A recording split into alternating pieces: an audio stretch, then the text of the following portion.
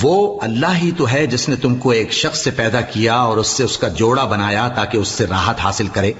سو جب وہ اس کے پاس جاتا ہے تو اسے ہلکا سا حمل رہ جاتا ہے اور وہ اس کے ساتھ چلتی پھرتی ہے.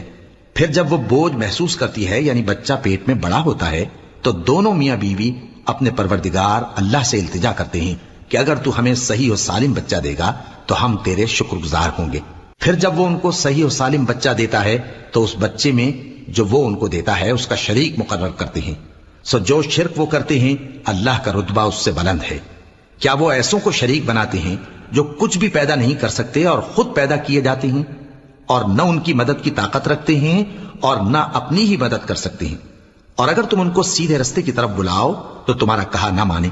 تمہارے لیے برابر ہے کہ تم ان کو بلاؤ یا چپکے ہو رہو. مشرکو جن کو تم اللہ کے سوا پکارتے ہو تمہاری طرح کے بندے ہی ہیں. اچھا